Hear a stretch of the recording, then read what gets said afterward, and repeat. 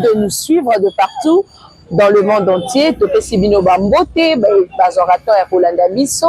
Voilà, merci surtout la confiance et fidélité Nabino. Et on est ça Bisso toujours.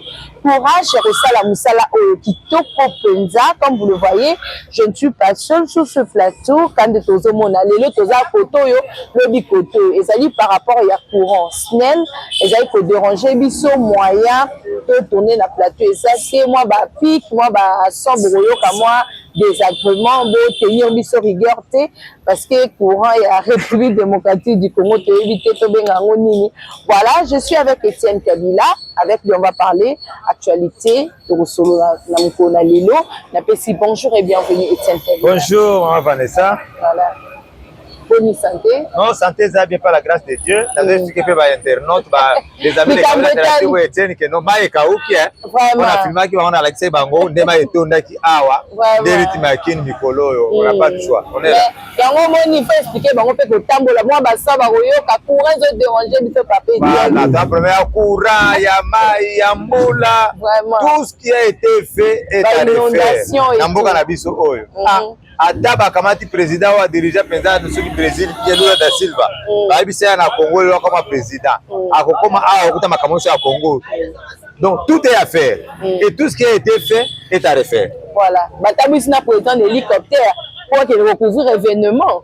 Voilà, merci beaucoup tout cela. Affaire Corneille Nanga, likambo etali, bakare minier à Corneille Nanga.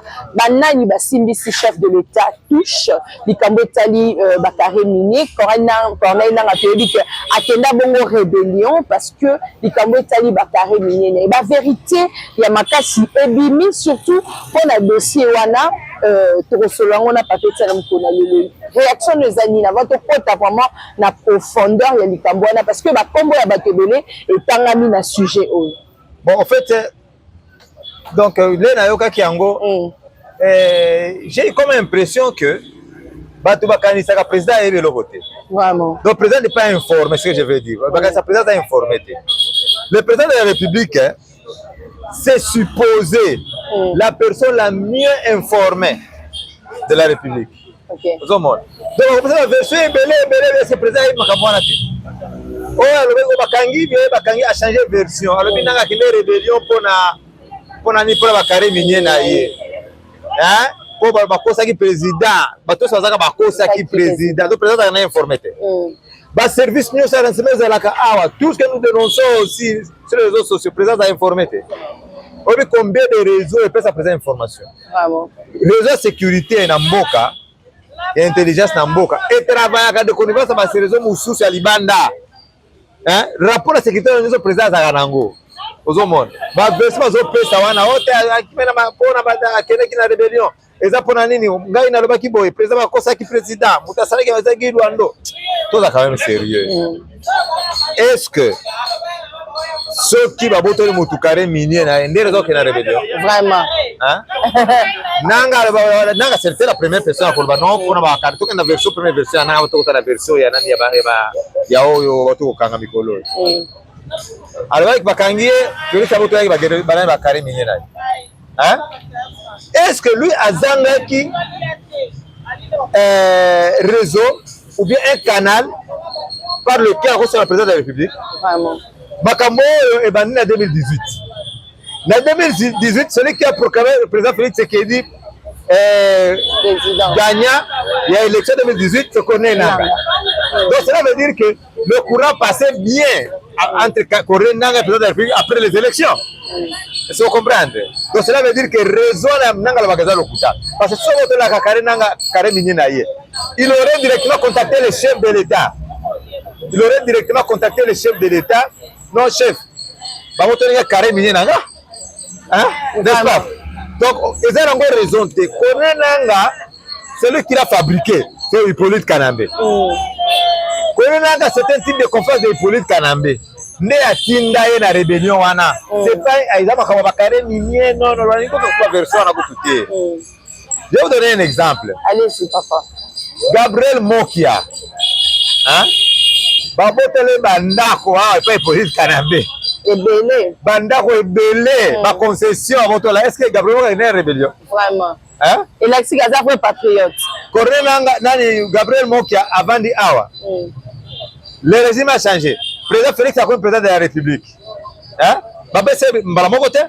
Il a entrepris des démarches, à tomber dans les réseaux sociaux, à contacter tel président Félix pour récupérer Baniba. Il n'est pas parti en rébellion. Et ce que vous comprenez. Mais ceux qui ont pour la raison, même si tout ça la rébellion, nous on est aussi lésés. Ah bon? Hein?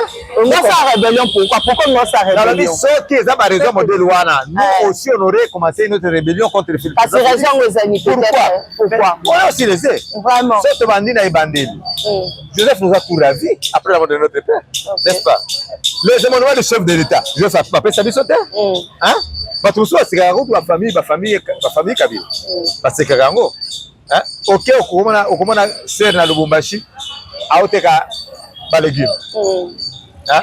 Mutubuso bale moko bana ngota ba kombo, a oteka mafuta. Mafuta zateka sana ba tono na camion, non, azota en détail. Oh, ya ba manzanza. Bila, ouais, ba milangi a oteka. Et ça on comprendre. Mais pendant ce temps, l'État congolais nous doit. Vraiment. Les homologues du chef de l'État, toujours en mon côté. Laurent Kabila qui est mort en exil de ses fonctions, va passer sur mon côté. Dans le bar, on a raison sur tous les jours. J'ai même envoyé les messages auprès du chef de l'État. Papa Lekinanga à sa malade. C'est aussi un héritier, même si c'est à 3e degré. Il a besoin de prendre des soins médicaux. Paralysé. Est-ce que ce n'est pas les connaissances qui nous ont manqué. Donc, raison que les Mindu qui ont fondé pour tout le monde.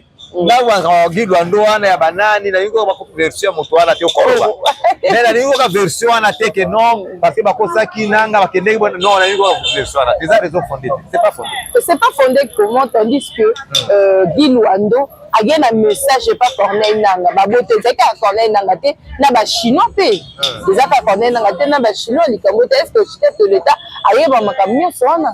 Est-ce que Deba Lobi non ça va Guy Luando c'est qui encore les filles qui a dénoncé ça va tout kokanga wana ndalo Joseph Panda voilà Lobi Guy Luando bazana kati Deba tozo loba non est-ce que justice ezo sala musala hein parce que ceux qui bateau Lobi non c'est ceux qui période ya nani ya Mutamba alinga instruire directement la procureur baba na kosala enquête hein ama bato so kanisaka l'état ba gérer l'état bon la rumeur ka beaucoup gérer makama non hein on se comprend ça veut dire que dossier non c'est saisi et comme l'état ça la enquête il y a des gens qui mènent des enquêtes aux hommes ça ne veut pas dire que le président de la République n'est pas informé dans makamwana ba carré minier d'abord le ministre il faut l'informer dans makamwana carré minier on se comprend et puis le président doit être informé na kama ya grave bon ceux qui va voter ka connaît nanga réellement ba carré minier na yewana les sols appartiennent à l'État congolais. C'est ça. Est-ce que le président... Ça n'appartient pas à Nanga. Est-ce que le président Félix Azouaki a comme il y a?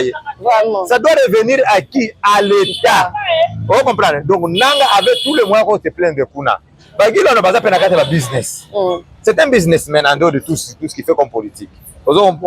Il a beaucoup évolué, il a été avocat, même les types ici, il y a c'est qui c'est l'hôtel du fleuve. Hein?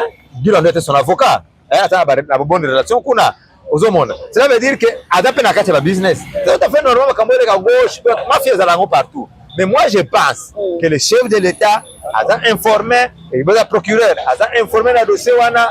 Ça ne peut pas faire un grand débat comme ça. Le coup là, oui, bien on sous insister, même bateau va en pouvoir. Comment vous sur ces dossiers là? Et comment vous tirez curiosité à l'opinion? Comment les frères Moko Oyo? Président Lobaki, non, j'ai trouvé une armée de clochards. Oui, mais politiquement, bateau basé autour du chef de l'État, ou le communicateur, bateau est battu comment pour couvrir Babylone comme on à mon humble avis, même si c'est le chef de l'État, c'est une erreur de langage. Comment ça, une erreur? Parce que les militaires nyonso oya kwa kuta, on va contre l'engagement. Ok. Oh, c'est lui leur chef direct. C'est le chef suprême des armées. Est-ce que vous comprenez? Les militaires au président ou à recruter, bazar mouké par rapport à Kuta. C'est pas qu'il engage, c'est pas possible. Aller place à Romano Koloba. Non, il a raison. Il devait parler de clochard. Ceci, c'est là. Non, il devait se taire. La politique va créer un événement moussoussou. On comprend et effacer l'événement wana. Mais malheureusement que le communicateur on est sur communicateur de l'union sacrée communicateur du chef ba yebi ko bare makamwana ba mincha ba mpe ba communicateur bango moko Mobutu on le temps Mobutu et vraiment sur ligne le kaboye on comme sanga Jacob de Vario avec Kassab Zouk ça na Congo Jacob de Vario avec Kassab Zouk machine à la Congo Jimmy Cliff à la Congo c'est qui ça encore ils vont chaque bana quoi ça vraiment quand il y a un événement scandale ko ça Mobutu a béni au concert gratuit la stade Kassab Zouk aye population c'est comme mutani ni Kassab Zouk ba bossani événement wana en politique c'est comme ça ba créer un événement wana Mobutu à un moment donné voulait faire un scandale. Il voulait faire un scandale. Alors, non, dès pour la première fois, il y a une multiplication politique. Mais il dit, nos chefs ne font pas ça. Alors que le monde entier, on a dit, on a dit, un événement pour nous recoller. Mais pour Barres, il a ça à l'équipe, on a fait un discours. À ce discours, il y a MMN. Qui se va trouver Mobutu et Moubarak est égal à 1. Avec le docteur Ruma. Ruma est malade. Quand il discours, voilà, tu trouves qui s'est assis. Si vous trouvez qui s'est assis. Vraiment. Tout le monde, c'est pas bon, c'est quand on va avant. Par contre, le Nakaka, qui s'est assis, Ruma trouve qui s'est assis. Le monde entier a en parlé. Suite des agents en compété. Vraiment. Politique, il faut savoir un peu que jouer le Babylone Koana. C'est pourquoi tu as comme commission, Makambo ya Karen Mini Ananga qui n'est la rébellion, les arrêts non. Les événements, il faut peut-être ma solo Moussousou. Voilà. Nanga, et ce sont déjà déjà qui sont maudits. Vous comprenez? Il y a maudit. Voilà. Il est maudit, voilà. Il va être maudit. Pourquoi? Parce que dans Deutéronome 27-17, et lobby maudit soit celui qui déplace les frontières de son prochain ou de son voisin. Et tout le monde, tout le peuple dira Amen. Vous comprenez? Bango balingi si pas déplacer frontières na biso ngote musuba dans donc ils sont maudits. Voilà. Pour marteler dans l'Itambo tali Constant Mutamba, Mutamba absence na ye ba lui Mutamba ça qui na dossier oyo. Justice, est-ce que justice est confi na absence ya Constant Mutamba? Bon, justice sentir ngo li souté na absence na ye. Pour na dossier oté, hein, le Congo a besoin d'un leadership nouveau. Vous comprenez? Ministère de la justice kufa déjà. Depuis Mutamba bakanga ye, ministère de la justice ekufa nango, parce que Mutamba ndé alinga ressuscité yango et la mukaki déjà. Mais le bavieux nyonso ba mikolo o ba vandi premier président Félix na kaba institution nyonso ba vandi de justice alobi témoin na balinga longola biso loboko na nini na fufu to longola ye de ba longola constat depuis constat accueilli na prison juste c'est même ça dans notre système on a oublié cette histoire là il faut oublier so balingi justice à la base donc c'est comme ça Mutamba. Imagine nous sommes en guerre, la personne selon moi o ya Okaki pour sensibiliser la jeunesse de l'eau. Pendant la guerre, c'est constant. J'avais le monopole. Oh, bah, tu es OK là. Si juste une phrase, bah, tu as tiré attention à Kabazolo. Aujourd'hui, nous avons sensibilisé. Ça, pour amener une guerre existentielle. Ça n'existe pas. Il fallait qu'un jeune comme Constant Mutamba, à la Libanda, a sensibilisé le peuple. Vous comprenez? Donc, il était très important dans le moment où la République n'a vu ça. Parce que la jeunesse faut comprendre comment bazo étouffer bango. Battelé. Voilà. Tous martelé Kalikambo tali nanga. Voilà, face nanga oyo. Papa ça bibu ça linga face ni ko martelé. Voilà. Nanga, Corneille Nanga. Soko ye marché, ba betio, ba lapideo, ba optabola ba jeton parcelle par parcelle, là pour panda, population la population. Est-ce que Makambouan est normal? Où est le droit de l'homme? Voilà. Population peut s'aller marcher le lui balembi bango pour torturer les. Basala qui marche on a ouvrir, basala qui marche à ouvrir, préparer qui na ouvrir ba chef d'avenue nyonso. Il faut appeler ça 30 personnes par avenue. Et s'inviter. Na Goma, ba rassembler bato nyonso pembeni wana basali nini? Basta la marche de force, on lingate force na kati ya marche. Hein? Bato va sensibiliser ebele. Bato va sensibiliser et après on va sensibiliser bato asali nini? Ba comme en plein marche, ba comme koyemba contre M23. Ba bito le mifimbo, bolonga bozonga pa la bino. Dès que bato va muke so asali nini? Ba comme ça tout ba jeton. Ozomona. Ce qui est na marche té. Batali jeton numéro 10 avec qui te beti. Oh, somme. Bah, j'ai le droit de l'homme, c'est ça. donc ba ça le mon côté ce qu'on comprendre les autres bato na baza maudit bato pas bananga baza maudit hein baza maudit parce que bozo te ka mboka na bino hein les gens pesa biso asaki stupide hein mais c'est triste si on lève bango bazoya na pouvoir wana qui sera président de la République parce que c'est aux Alananga ça c'est notre Rwandais. Bon, l'émission que Baronne va comment déjà souple depuis que l'on les a de jouer si libre parce que la son pouvoir vous comprendre mutu ça du pouvoir après si obenga na lo baki boy na élection ta koleka awa na urne boy na Deutéronome 17 verset 15 elinga na mutu ba pesa ka bokonzi na mopaya te bato ça élection za kaka Moïse Katumbi ou Félix Tshisekedi. Attends la pour Félix Tshisekedi pour que na empêcher que Moïse Katumbi allait na voter président Félix Tshisekedi. Hein? Bible lobby, tu mettras sur toi un roi qui choisira l'Éternel ton Dieu. Tu prendras un roi du milieu de tes frères et tu ne pourras pas te donner un étranger comme roi. Papa ça bokonzi na mopaya te. Vous comprenez? C'est pourquoi je expliquer batou. Tekimboka, c'est ça. Tu es maudit. Au moins lelo tozobeta match à football tozobeta samedi na Sénégal. Au moins qui le premier match. Tous les Congolais étaient derrière les léopards. Je parle de tout le monde Congolais parce que ça c'est un football. Na ba c'est un football quand même ba musume bazo faut to gagner. Vous comprenez? Hein?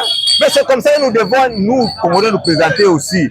Mais nous devons être tous derrière les FARDC.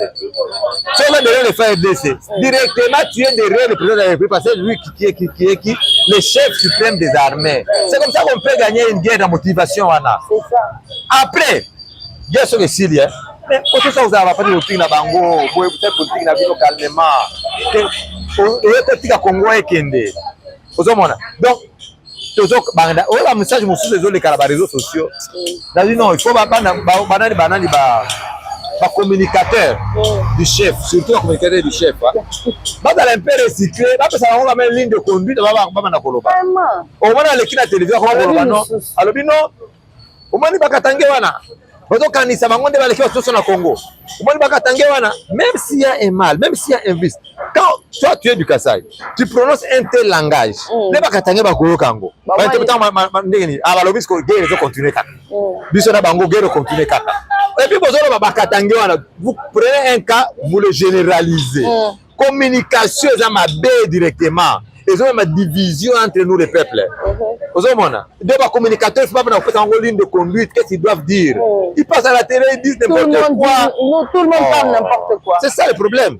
C'est ça le problème. Voilà. Situation de l'Est, il y a République.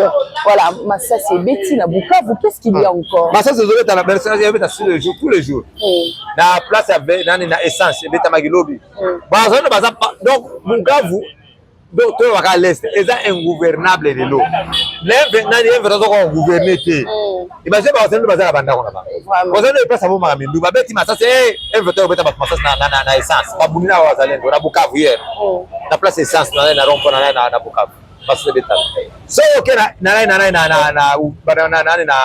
Uvira. Na Fizi. Si vous avez makobola ti. Ba pasa leo baza wapi? Bazo kuna na makobola. Nani atindi ki bango wazalendo. Même les wazalendo balobaki balia ki mbongo wana. Basangani bango lisusu. Groupe ya Kutumba, ya René, groupe ya Makanaki, na ya Nyamanzito. Bango nyonso basangani na Fizi ali ba attaquer lisusu nini? M23. M23 Français ko okima. Omoni wazalendo bato ba ka mai te. Na ba no mai pour comprendre. Mai ata pese mbongo lelo. Nous va changer les choses. OK. Batouana, je m'excuse de la terminologie. Pour la plupart, bazan instruité. Hein? Bayebe lako soko kota na mutu na bango ke Rwanda alinga ko dominer biso. Donc ba lingi yango pété. Balingi ko na ngote. Ata chef na bango ali mbongo. Hein? Lobby ba ko ba lukele. Ba bité non biso objectif na biso eza ko défendre mabele na biso. Nde ba sanga yesuwa ba ko contre-attaquer sur point M21 va ta ko zonga ko kima. Ozomona. So après à faire des ndé za mingi te. Vous comprenez? Et là, après, il y a des troupes. Il n'y a jamais de mauvaises troupes.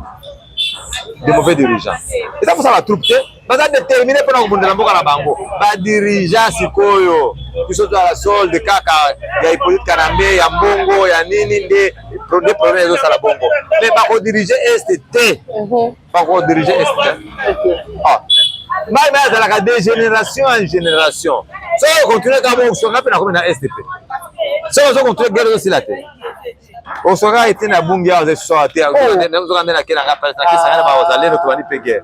Tuani ko beta suba M23. Oh. Donc pour ça nous allons au Québec kuna. Dans la muzalendo, muzalendo cela veut dire quoi? Muzalendo na bana la genèse ya mo na étymologiquement parlant. Voilà. Muzalendo ça veut dire un natif. Hein? Moto wa botami na place maté kolo mabele. Vous comprenez? Ndé yeti comme na muzalendo ça commence à signifier quoi? Un patriote. Vous comprenez? Ça c'est ma terre. Oh peut-être c'est ma terre. Donc là ça devoir la défendre yango. Parce que comme ka ono les ba ote tena kumukuna ba wazalendo to bundaka. Bo bundaka. Nani ba bundata? Na ba pe ko kufate. Oh. Comment on kufate ndeni? Mais attends toi aussi ces missions awa. Ba comme c'est pas information qui était ça excellent sur le soir kufite. Vraiment. Hein? Oh, c'est crise cardiaque. C'est normal. Ça on fait la licence. On couvre na accident de circulation. Attaque crash d'avion. Yo ça la liwaka. Vous comprenez? Donc ennemi na biso mususu biso wa Congolais ani, on a trop peur de la mort. Or la mort c'est naturel. Deba lo bakati yo banga te. O banga télévision boye. O caméra ko bomayo. O le fa ko bomayo. Ba ko ba ko fa kate. Lo bana. Hein? Vous comprenez? Nazo vivre ah je respire encore. Zambe na ngala zo protéger. Na banga ko fa te. So ke ye ngala bonga makelo ko boko kaka.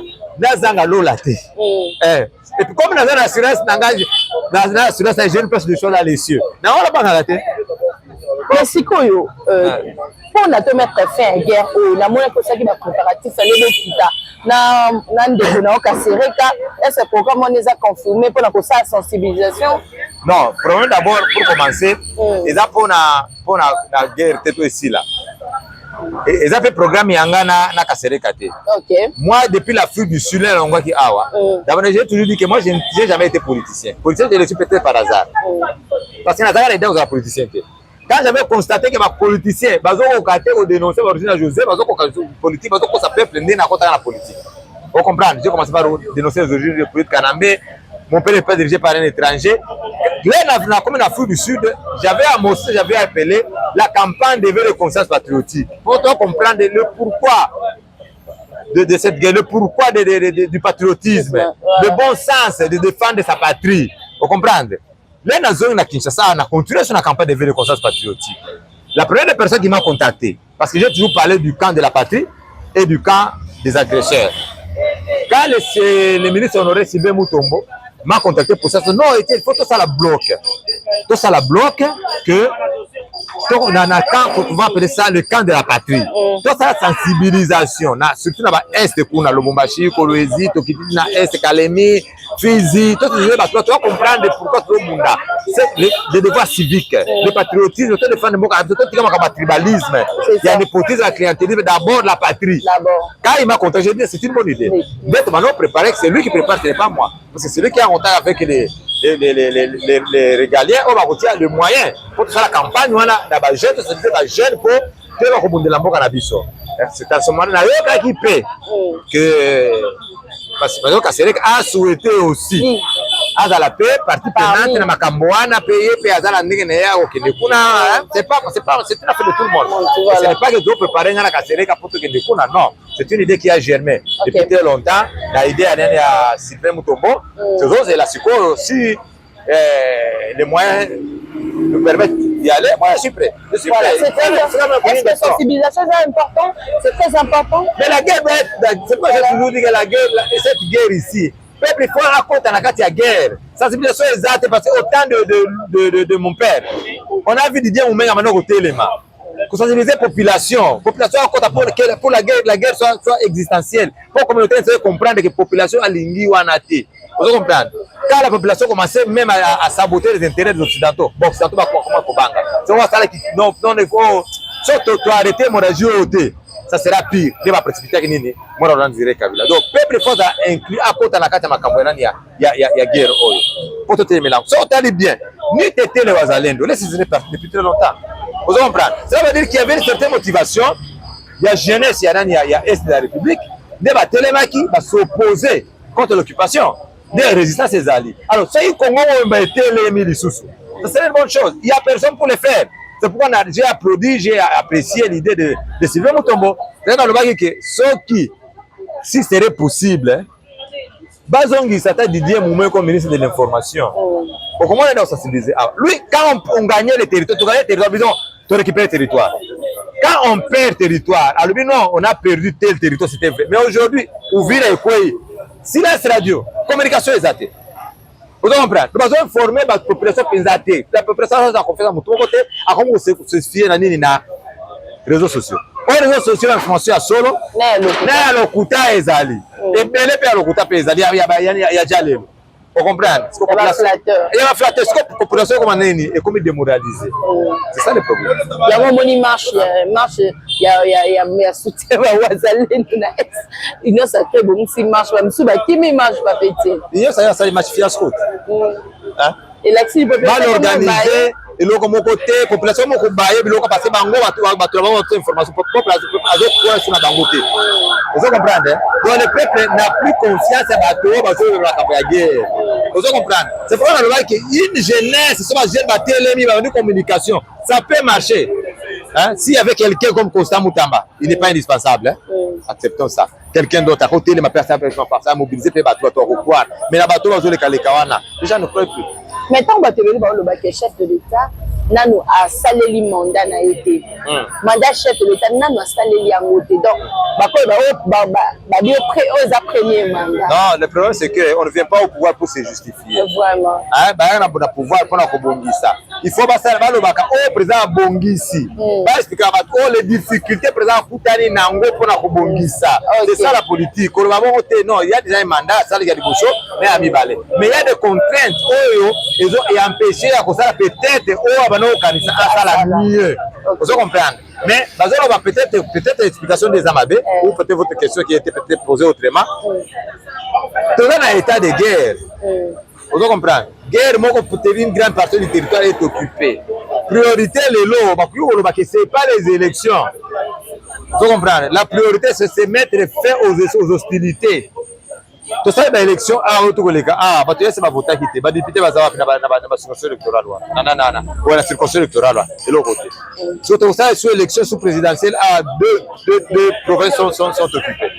C'est faisable, mais dans la Constitution, on ne peut pas faire les élections dans la condition. Vous comprenez? Cela veut dire qu'il peut aussi avoir raison. Il y a aucun. Parce que d'abord, il y a raison de partout, de trésors partout. Moi, j'ai demandé que le président a état de siège dans le pays Mobimba. Comme ça, tu vas dire guerre, malamoko, juste à la poursuite de l'ennemi. Parce que la guerre autorise, hein, la loi de la guerre. On va à la poursuite de l'ennemi. C'est faisable dans la guerre. Et la guerre, c'est où? Là où il a commencé. Voilà, merci beaucoup, Tokomina Souka, vraiment. Il y a émission Nabiso, parce que c'est beau comprendre, Nabiso, on est dehors. Voilà, mot de la fin. Le mot de la fin, c'est un Congolais, Nyonso. Tous les Congolais qui nous suivent ici, Nana, KN8, que les amis de Kabila Taratibo Etienne. Le mot de la fin, le expliquer, nous avons l'obligation de tenir nos femmes RDC.